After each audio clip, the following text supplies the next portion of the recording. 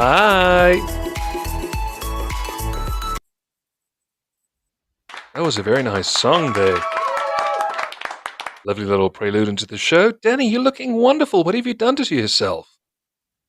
Oh, you know what? It's just one of those God things. I'm just trying, when you have so Oh, many yeah. messed up things going on in your life that you have nowhere else to turn, you got to go to God. Boy, can I tell It's you the God stories, but let's glow. put... I'm stealing that from you. Let's put all that on the side burner, though, and welcome to another edition of Doing It Sober Live. And I see our guest, Benji Fleischer, arrived. Benji, how you doing, Squire? I'm good. How are you? Nice to meet you, Chris. And good to Nice to see you, meet you too, Daniela. buddy. Hi, And I Benji. agree. The hair is looking amazing. I guess God You have opened no up hair. a. I know your hair is looking amazing. Thank you Oh, for reminding me I have no hair, though. Yeah, I didn't know. No, no, no, no, no, no, no, no, no. The reason why you don't have any hair is because of the fact that your intelligence is so out of this world. Your Yep. head couldn't manifest it all, so something got It's to all give. gray. And it's all gray. Let's well, gray means wise. So in either case, you Exactly. win. So I would people like to listen pose a up. question to our audience. Sorry, what was that, mate? I said, so people listen up. I yeah. have some wisdom to impart. Buckle up. I'd like to pose a question to our audience that we all need a hobby, which helps us to pass the time, create a recreational facility for release, and even create a sense or feeling of belonging in the midst of an unfriendly world. To give you a good example, nerds having conventions which range from superhero idol worship and even nostalgia. Now, the question is, what if your hobby had to be an outlet that could be beneficial for others? An outlet to help pick up the pieces, bury the past, and move forward progressively. Can it include four paws and a tail? Cue Benji Fleischer. The man earned a master's in education and currently serves as the director of operations at Williamsburg House for Sober Living. Tweaking his teaching somewhat, Benji established Dogaholix, an initiative to help youngsters in recovery rebuild while providing a guiding light, so to speak, through the exposed stimuli of our furry four-legged friends. Benji Fleischer, through his tireless work, may have earned a new few badges of honor: pioneer, trailblazer, savior. And here he is to chat with us. That's quite the Woo! lead-in. Wow.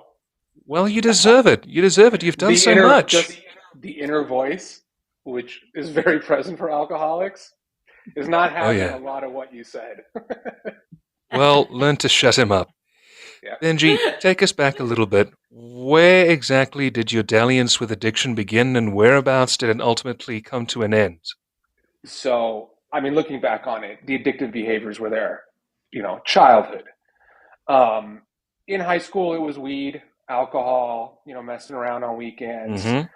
About halfway through college, it started to get, weed every day. You know, Sunday, Friday and Saturday night, we would do whatever, coke, um, ecstasy, mushrooms, whatever we felt like. And then towards the end of college, there was a significant change in my behavior with the weed. It was no All right. longer something I used recreationally. It was how I got through the day. It was how I avoided feeling, how I avoided dealing with Sure. whatever was going on in my life. Mm-hmm. Fast forward a few years, I met opiates, and real quickly it spiraled down to just a ton of Oxycontin and anything else I could get. And then in 2006, this is kind of where the story comes together. I found a place in Los Angeles. Speak of the devil, one of the dogs. It's called Beit Teshuva, and it is one of the real nonprofits. And why I say that is, there's a lot of nonprofits in this field, but there's nonprofits that charge still $25,000 for 30 days. Mm-hmm. Yeah. Beit Teshuva is a true nonprofit where people were moving in there with nothing but a garbage bag of clothes. And that's where I was able to get sober. And that is where I got my first job in this field. And it started out working in California at the time, it was called deferred entry of judgment. So any of you have been in handcuffs before, you probably are familiar with this. But we would go and petition the courts to have somebody kind of not their full sentence, but whether it was 6 months or a year, they would live at Beit Right. Shuva, and if they did what they were supposed to, then when it was time for deferred entry of judgment, the deferred judgment would be, you're good, you can leave. You don't have to serve these 5 years that are pending.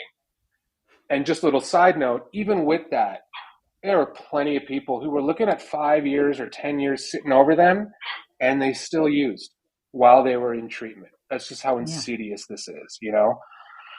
So I started there, and I worked as a tech, and then I became a counselor, and then I was the director of admissions, and that's where it really was amazing, because people would call me with nothing, like nothing, nowhere to go. And if I had a bed available, I could say, you know what, come on over, I got you. Mm-hmm. And My word. just, yeah, you can't, that feeling is incredible. Well, I had to finally, you know, try and earn a living. So then I went into the for-profit field, and I started with for-profit sober living, and that's where I am now. And what's so interesting is the issues or hurdles that each group has to deal with, whether it's, you know, in the for-profit sober living, I'm dealing with, you know, the top 5%, maybe 10%, you know, upper middle class and above. But at the nonprofit, we were dealing with anybody. And the problems, there are a lot of similar ones, and there are some that are completely different that are, you know, would say acute to that group. And when I started working in the for-profit, I missed being able to tell somebody, come on over, I got you. Just, I can you relate. can't replace that. Yeah, you can't replace that.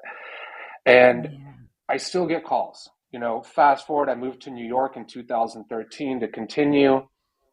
And, you know, 2-3 times a week, I'm getting a call from somebody that has no means. You know, they're calling me from a state-run facility or wherever, and they have nowhere to go. And there's nothing I can do. There's nowhere I can send them. So that was the first part that, like, was just eating away at me. And I always wanted to try and come up with some type of, you know, solution for that. And there's no one solution, but a solution. And then what I started to see with the young adults from affluence is they never really had to have a job. So people from the lower socioeconomic, it's true. You know, when I was working in nonprofit, those clients had hustle.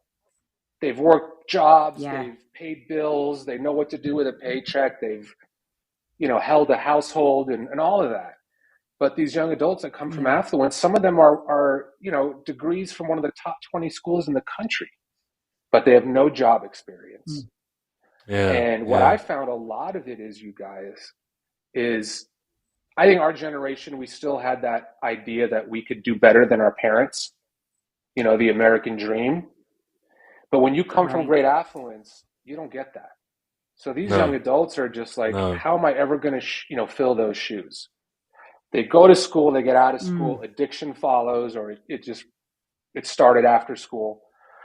And they come into, you know, they'll do 30 days of inpatient, then they'll come to us for aftercare, which is sober living, outpatient, usually working with a therapist and a psychiatrist, you name it. And at some point in their trajectory, whether it's 90 days or, you know, day 150, there's, you know, you can't keep doing treatment 24 hours a day. It's time to go get a life. Right. And for so many, it's get a job. These young adults don't know how to get a job. Their resume has no experience on it. So they spend 30, 60 days futile. I don't know. You guys come up with the word. You're right. Futilely, you hit the nail on the head. And what happens is they sabotage. It's too difficult. It's too scary. I'm not getting better, and they use. And then in a lot of situations, they'll do that cycle again: inpatient, sober living, aftercare. Those who do get jobs, and expensive. And those who do get jobs, a lot of the like young adult first jobs are at a restaurant or in retail, and everyone's using. It's, you know, we see that at the sober living. They'll go and work, and they'll either have a relapse with somebody at work, or we'll know that there's just booze and drugs everywhere. So that gives me the chills because it's so true. It's so true. Temptation is everywhere. Temptation is everywhere. But Benji, a follow-up question to what I just asked, and it struck a chord with me while you were talking about children with great affluence. And it's not a demeaning question, in other words, to talk down or, for that fact, to condemn.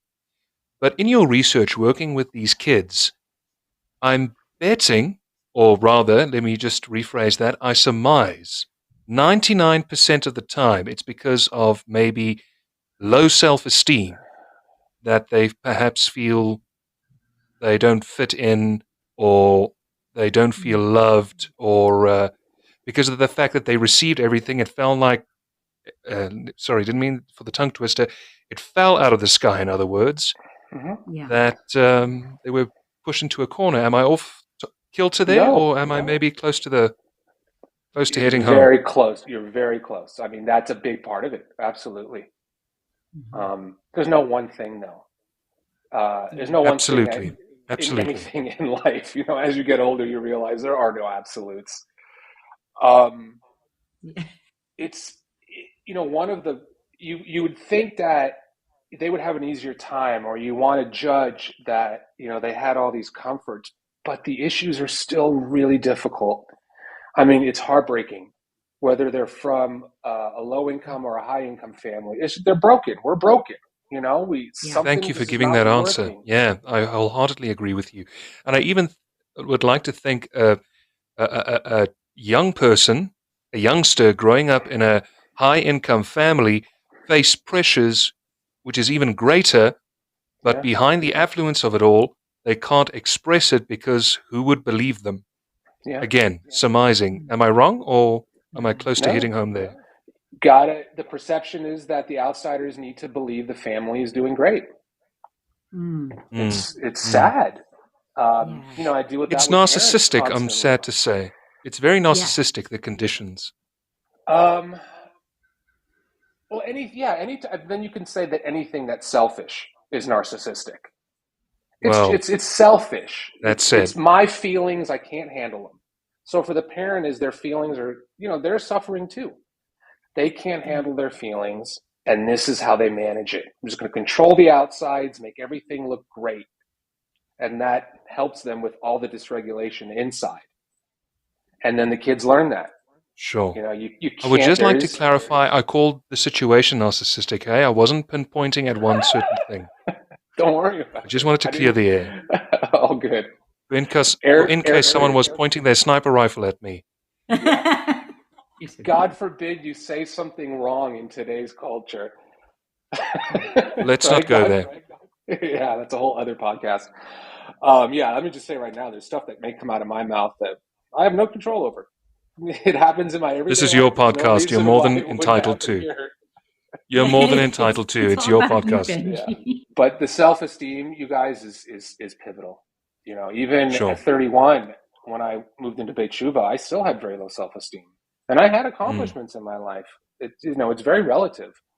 And the lady who ran the place, it was so simple. But she said, if you want to build self-esteem, you got to do esteemable acts. And you start with the small I like that.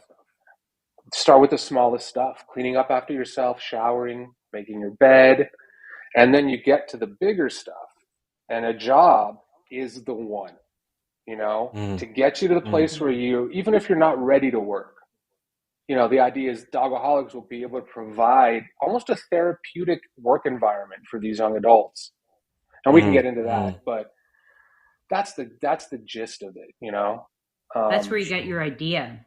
That's cool. Yeah. What is Dogaholix? I want to hear about this. So here's where the idea came from. Daniela knows that I'm dog crazy. I think dogs are amazing, and I've always had dogs at the houses that I've managed. Yeah, and it's incredible. Yeah. I mean, you said about the four-legged friends. I mean, you guys, what it does for clients, I can't even surmise. It's like it helps them regulate. It breaks the ice. It takes negativity out of the room. It's just incredible. And there's all the science. The whole atmosphere changes. Yeah. Yeah. I've always called dogs humans, but with 4 paws and a tail. Yeah. And no judgment. And no never, judgment. Never, ever, ever. Most unconditional love you could ever have. Yeah. Unconditional, that's the word. Unconditional. And that's I've experienced that in my life as well, recently as well. I said at one point, I don't want another pet again because of nasty circumstances where a certain member who shall remain nameless gave my last dog away without warning. And then the next moment, yeah, I never told you that story, Danny. And then the next moment, here comes my mini bull, and all of a sudden he's putty. I'm putty in his hands, mind you. Yeah. And there was just, in the first time in this shithole of a life, post-recovery, there's something that I cared about. Yeah. So I can imagine that same effect must have been seminal. No, seminal is not the right word. Visible when you began Dogaholix, when you began seeing how people's patterns began to change. Yeah. And I saw it for myself. I saw what the dogs did for me because I was completely shut down. Right. You know, I had to remain stoic, even though inside, you know, the Tasmanian devil was doing his thing. So the dogs help regulate. And there's science behind it.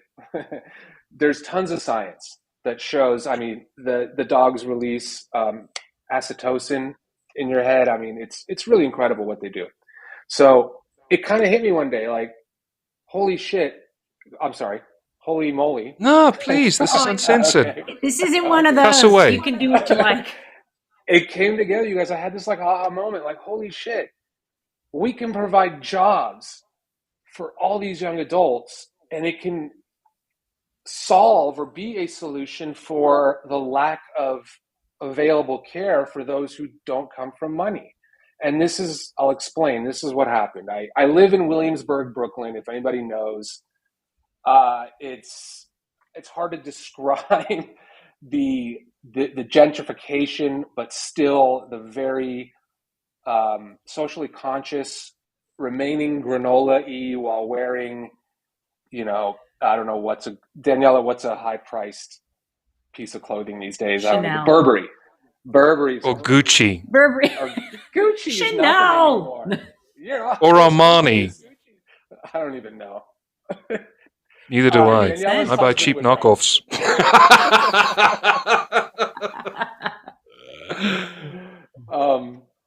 So there's dogs everywhere here. It's literally like Canine Alley. And I just said, like, look, this is something we can do. It's unbelievable. And I'll get into like that. So the vision was this. We can help both sides with this. So Dogaholix is going to be a one-stop shop in Williamsburg, and it's big, and hopefully we want to scale. The idea is that we can scale this, you know, and that's a big dream. Yeah. First, let's get Williamsburg going. Mm-hmm. But it's going to be retail, very different retail, where it's going to be more like the Apple store. So you don't go into a pet store where there's just 30 different treats with 100 different colors, and it's just, what do I get? What do I do? We're going to have sales associates, and that's going to be these young adults. Ooh. And people are going to order through iPads, and we're going to have samples of every product on the walls. It's going to look very industrial.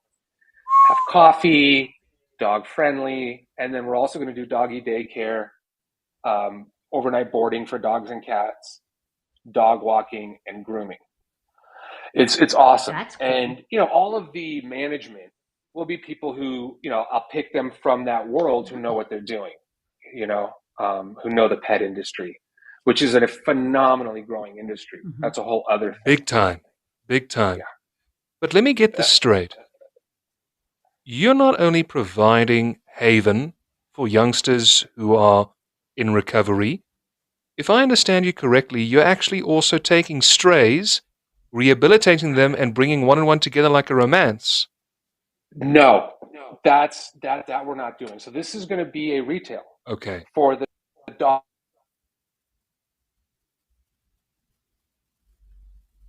We lost you there for a moment, mate. I think your mic's off.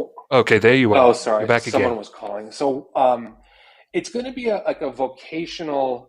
It is going to be a vocational reentry program. It's not just a job. So one of the board members is, and in case, you know, I'll give you guys a spelling in case anyone wants to look at it. We do have a website up. It's Dogaholix, as in xylophone.org.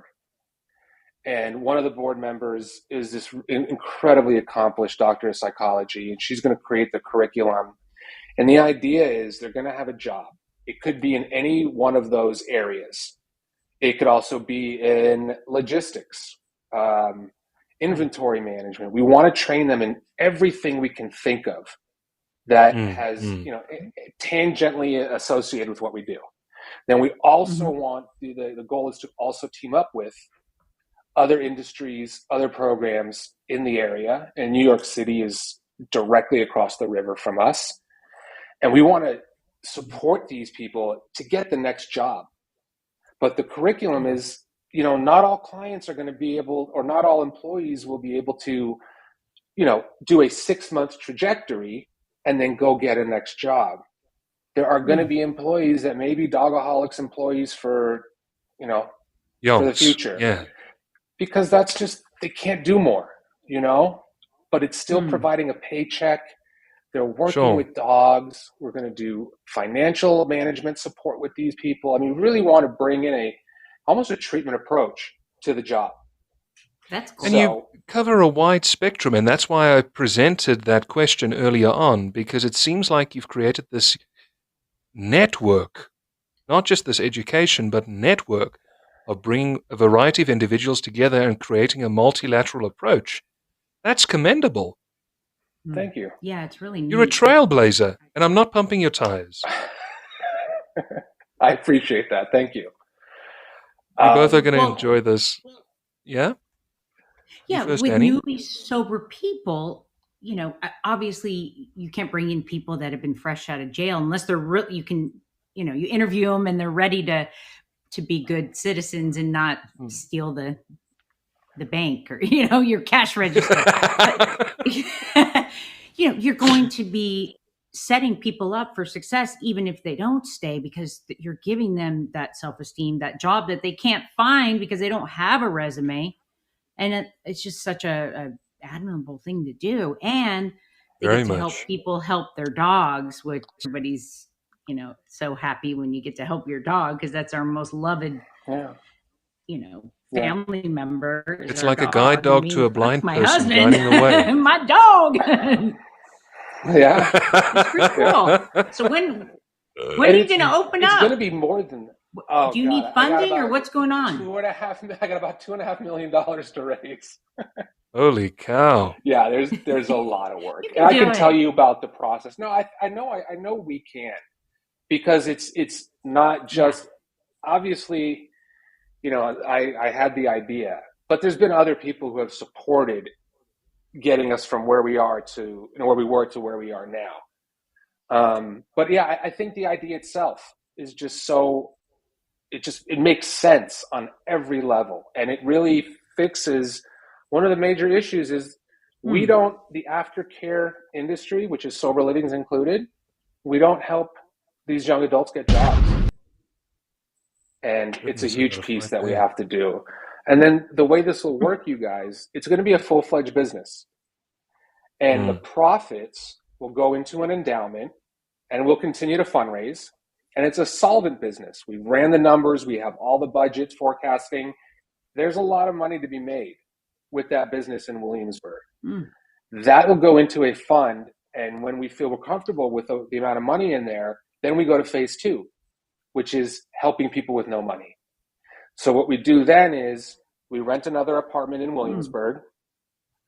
It'd be almost like it wouldn't be like the sober living I have now, which has a lot of amenities, but it'll have, there'll be 24-hour staff, all the food they need, drug tests, support. And once that is set up, we'll start taking people who have no money, and we're going to put them in a 30-day inpatient treatment place that we have worked out relationships with. And then they'll have an apartment, a sober living to move in after, free of cost. We're going to get them therapy. We're going to get them outpatient. And they're going to have a job at Dogaholix when they're ready in their trajectory. And they may be, the first 4 months may just be them working a 12-step program and doing treatment. But that's where it all becomes like this. It's this cycle that feeds itself. So it's really like most nonprofits, you have to fundraise constantly because there's no revenue stream. This is a social enterprise, which is much different. There's a very successful social enterprise in LA called Homeboy Industries that is doing what I want to do, and they did it with people coming out of prison. And it's huge. Oh. It's a huge business now, been around for over 20 years. So that's our goal. And it's scalable. Any city that has the recovery supports, which most cities do, you can set one of these up. So what do you need to start? Like what would it take? Right now it's money. Because I raised $150,000 over only like 2 months. And that was the phase of bringing in the brand manager, creating all the criteria for the website. So the website they see now is the first inclination from about 6 months ago. The website that will be coming in the future is much different with all the information. But then we had to put together what's called a pitch deck. Then we had to create all the financials. And I'm at that point where I have what I need to now go and meet with large donors. Donors potential who are outside investors, of movie. Yeah. It's Shark Tank? And in New York, there's so much out here, you guys. What'd she say? She said Shark Tank. Shark Tank. Well, no, because this is an investment. There's no profit sharing here. This is what I like about that idea, Benji, is the fact that you're getting the community involved. It's not a case of, and I say this for a reason, I recently had to go do a documentary about a gentleman who started a nonprofit, and he goes from business to business, and he advertises himself as a professional beggar, inverted commas, where he would go to certain, I'm not joking, where he goes to certain entities, gives them a pitch and say, give us money, not lend us money, give us money, we have needy people. The problem in that model is they only provide amenities, they don't provide strategy to help people get back on their feet. Yeah. So it doesn't solve the problem, it elongates it. Here it's more of a fact of you've created an apex where you've said, all right, here's point A. To get to point B, we need to introduce this midsection to take us to point C, and then back again at point A.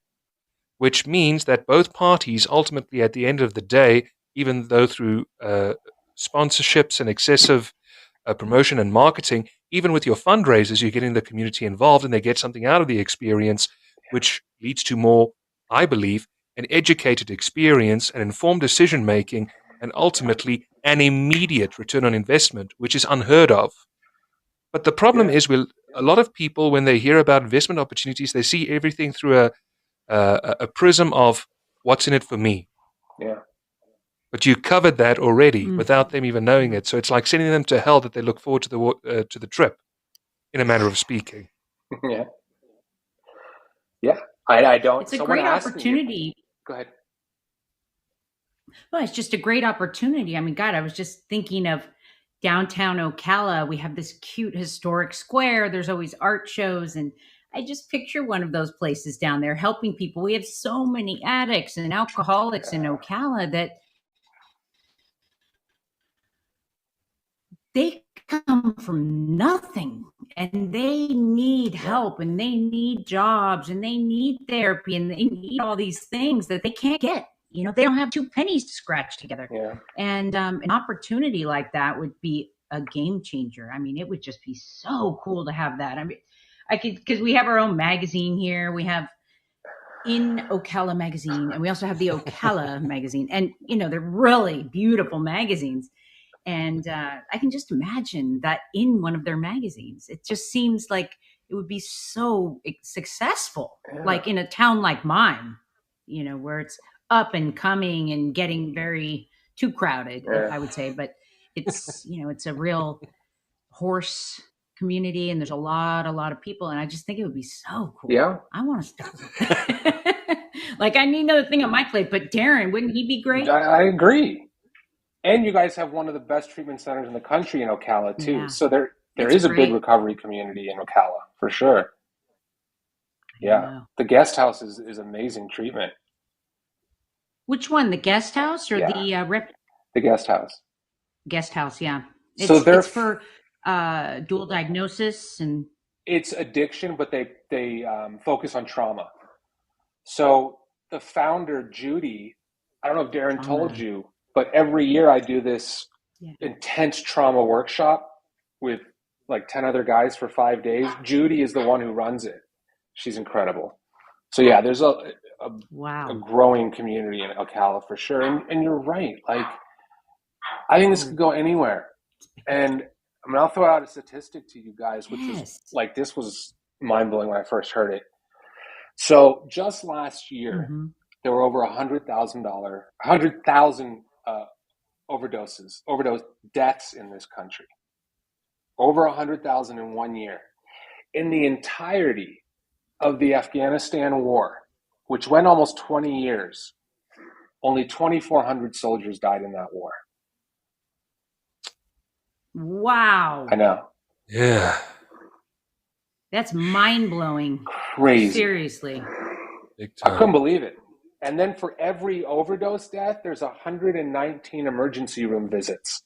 So another 119 overdoses that don't die. Yeah. When I moved to Ocala, I was real heavy in the AA program, you know, and then COVID hit. But I've had like 5 people that I know really scary.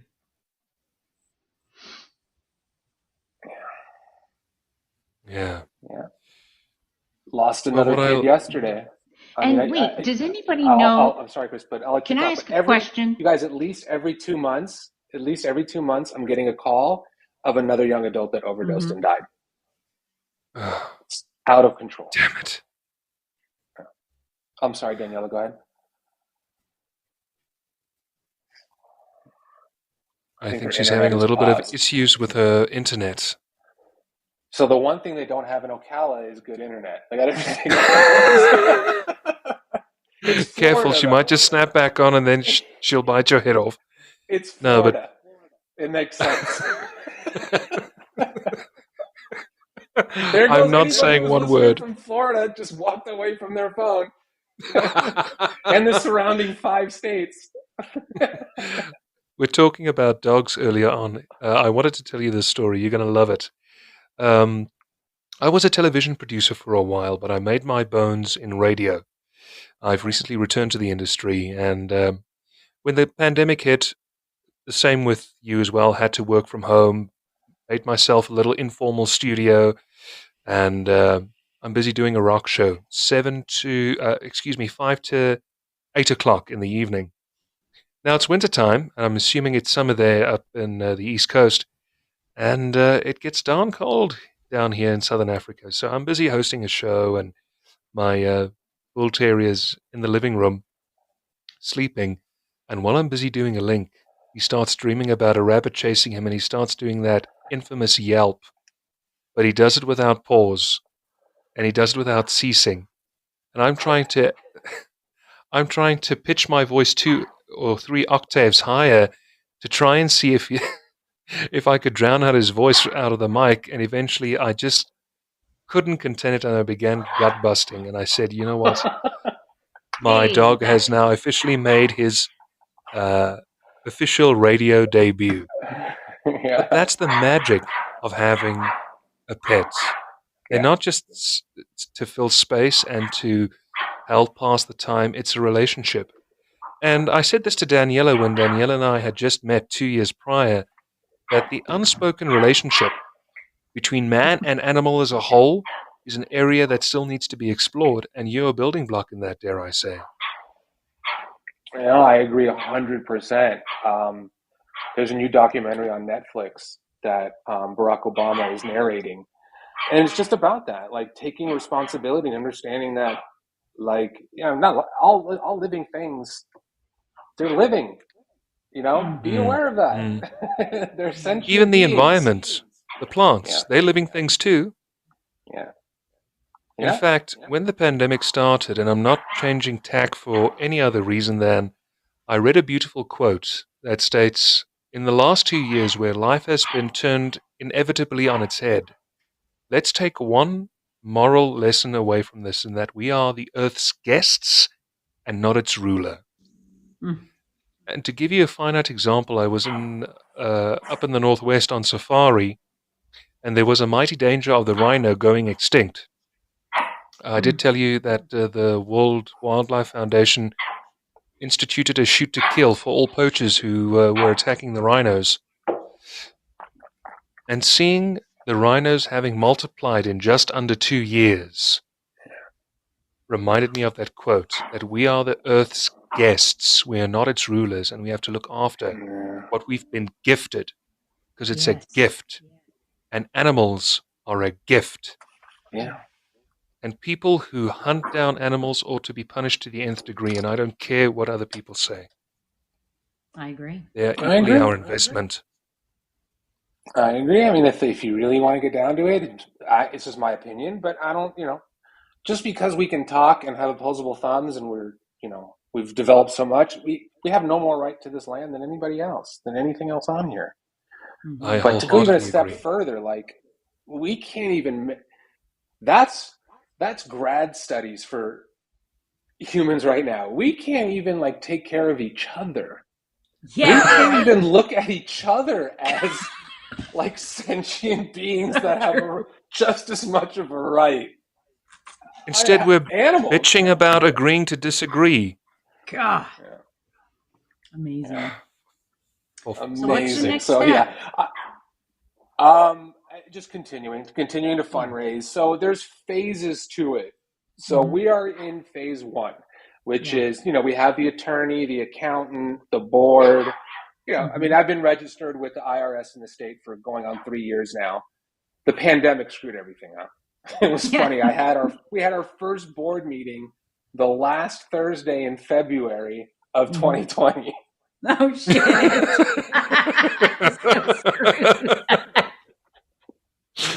Yeah. And the irony is, I applied for grad school and everything fell apart before my semester started. Oh God! So everything went kaput. Everything went kaflooey for all of us. Oh, the last 2 years were horrible. It was something else. Yeah. But yeah, you were still talking about. So phase 1. Phase 1, yeah.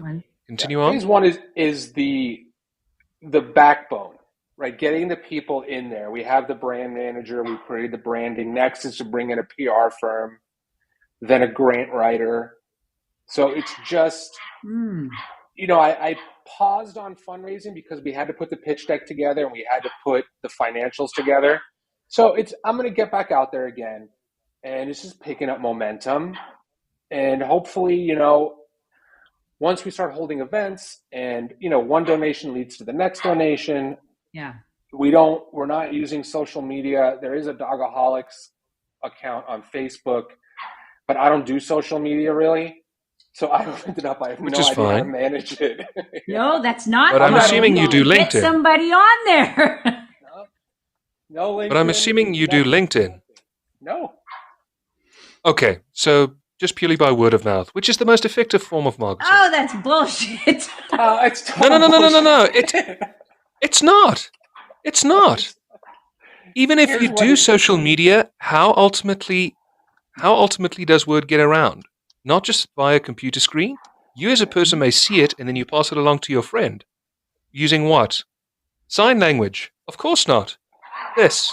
Word of mouth. Yeah. And but you do need social media, case in point. We're going to have a social media presence. I'm do it now. Going to manage it. You heard the boss. I don't do it. You heard the boss. I don't do it either, and I can't stand it. Honestly, I've rarely even looked at Instagram. Because the problem is, it's social media, so you got to be social. And I like to be social, but I don't have time to be social. So now I'm proposed with this new thing on Instagram where they want me to be a creator. Like, I have enough jobs, It's crazy. Yeah. Guys, it's always 48. Something. Something's got to give. And I'm 48. I'm that guy, that old guy on the porch as kids go by yelling. I'm that way with social media. I hate it. I've seen what it does to these young adults. And I've seen it, even with me. When I'm not looking at Facebook, I'm actually reading the news. I'm learning things. I'm reading long articles. Sure. I Sure. If I regress and bring the Facebook app back on, I spend a half hour and all I feel is like crap afterwards. It's 'Cause everybody tiring is because you're being showing how bombarded with all wonderful these their bites life of is. information. And it's all It bullshit. sucks. They have a picture of a burrito. It's the best burrito I've ever had. Really? You really need to post Well, that? if you want to No argue one gives a semantics, shit. it's a form of marketing. It's a form of Yeah. marketing based on a person's experience. Maybe better wording could have been used, but I agree with you. If people don't have anything constructive to say, keep it to yourself. Ultimately, at the end of the day, don't make it an ego game. But let's It's a face it, reality shit show every day. Yeah. It I think is. that's why it's led needless. to the division in this country, you guys. So my Oh. first degree Led is to in division in political the world, science. mate. It led to Well, division we're- in the whole world.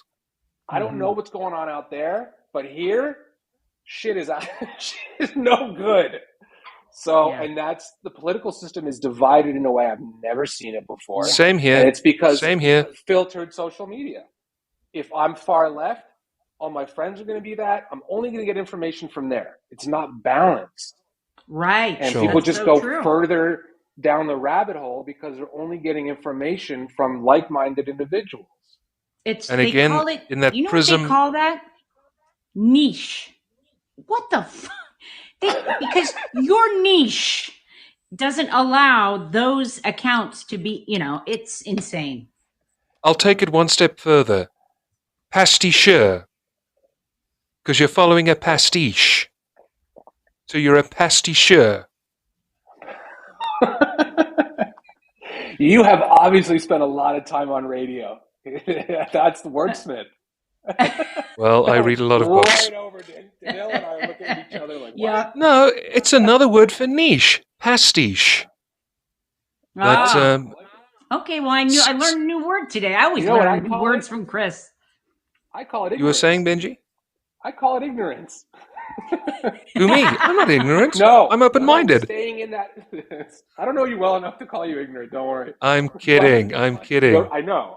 The rabbit holes, right? Yeah. The far left and the far right. It's just ignorance. Just like learn the whole picture. But anyway, that's a whole other thing. I was about to say the same thing. Be open-minded. Yeah.